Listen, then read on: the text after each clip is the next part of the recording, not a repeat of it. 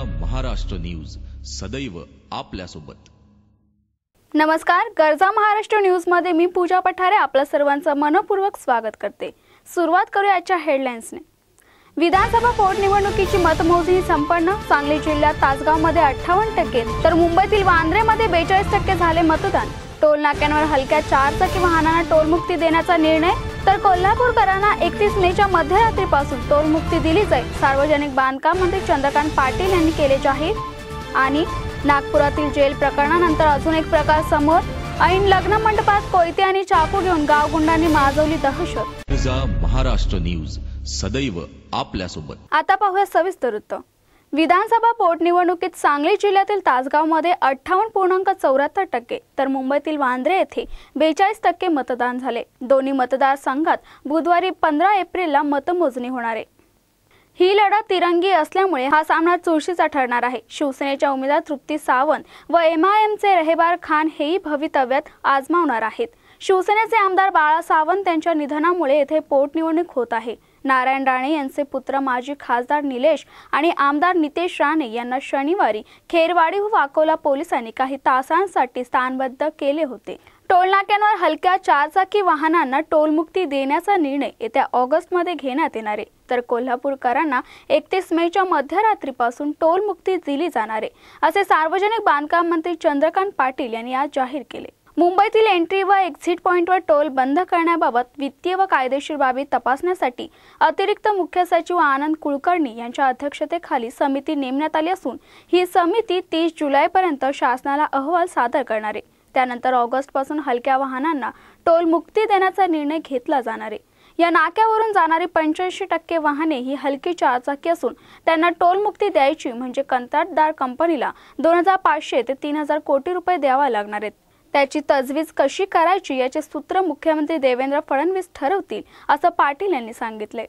नागपुरातील जेल प्रकरणानंतर अजून एक प्रकार घडला आहे। नागपुरात एका लग्नात किरकोळ भांडण झालं आणि त्याच लग्न समारंभात झालेल्या किरकोळ भांडणानंतर काही गुंडांनी लग्न सुरू असलेल्या सभागृहात हातात कोयते आणि चाकू घेत दहशत माजवली। हिंदुस्थान कॉलनी डॉक्टर आंबेडकर सभागृहात घडलेला हा सर्व प्रकार सीसीटीव्हीत कैद झालाय। डॉक्टर आंबेडकर सभागृहात शनिवारी एक विवाह सोहळा सुरू होता, मात्र दुपारी वरात येण्याच्या वेळी लग्नात आलेल्या काही मुलांचे सूरज नावाच्या युवकाशी वाद झालाय।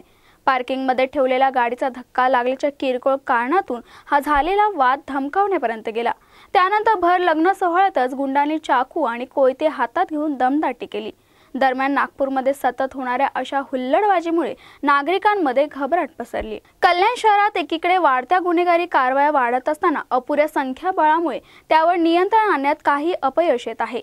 त्यामुळे शहरात सीसीटीव्ही लावण्यासाठी महापालिकेकडे पोलिसांनी मागणी केली, मात्र त्याला महापालिका प्रशासनाकडून वाटाण्याचा अक्षता लावण्यात आल्या असताना आता एका सामाजिक संस्थेने पुढाकार घेतलाय। पालिका हद्दीतील एका प्रभागात सीसीटीव्ही कॅमेरे बसवले आहेत।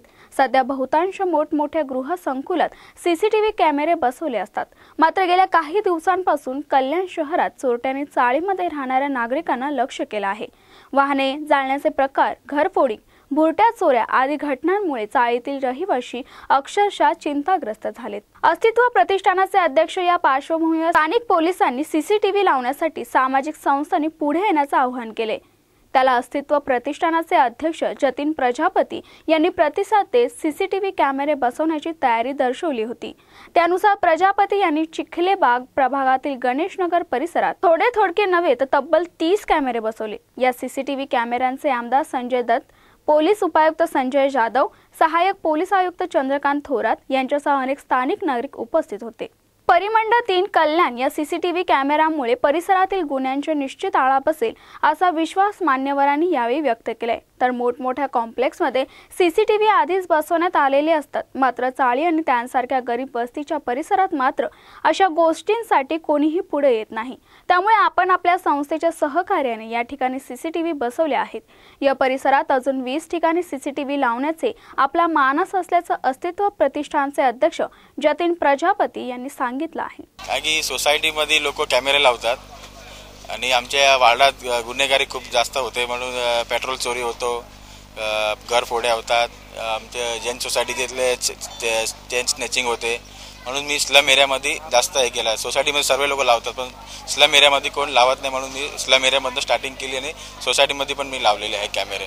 आम्ही आता अख्ख्या वार्डात 30 कॅमेरे लावले आहे आणि सगळं म्हणजे आमचे कार्यकर्त्याच्या घरनं सगळे आम्ही सगळे पॉईंट दिलेले त्या लोकांना. पोलिसांना पण आणि सजानंद चौकी आमची आहे त्या सर्वांना आम्ही देणार आहे. जनरली आपण जर बघितलं कल्याण डोंबिवलीची लोकसंख्या जी आहे ती साधारणतः 25 लाखापर्यंत आहे आणि पोलिसांची संख्या या सगळ्या गोष्टींना केटर करण्यासाठी थोडीशी कमी पडत असते.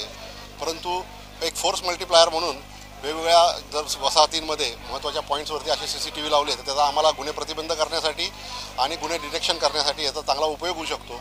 आज यांनी इथल्या जे नगरसेवक आहेत प्रजापती यांनी हा आमच्या आव्हानाला प्रतिसाद देऊन इथे जे काही CCTV लावलेले आहेत त्याचा आम्हाला आणि इथल्या रहिवाशांना सगळ्यांना व्यवस्थित फायदा होणार आहे.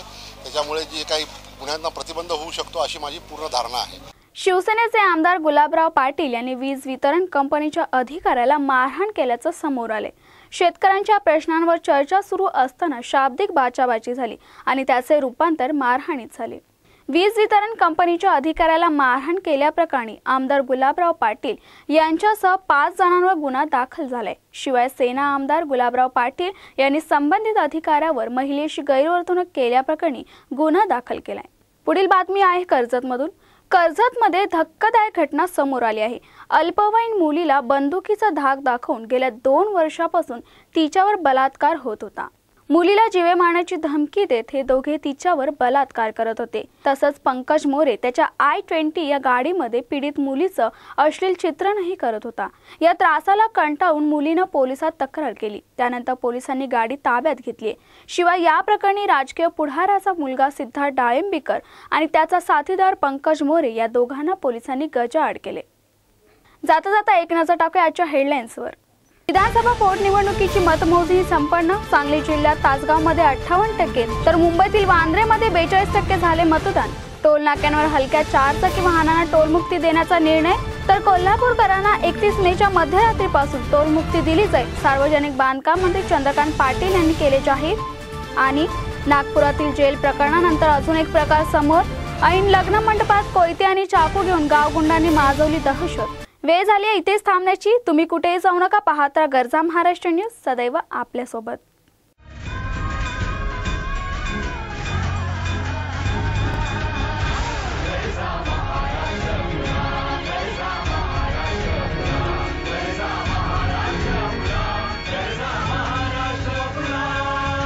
गरजा महाराष्ट्र न्यूज, सदैव आपल्यासोबत.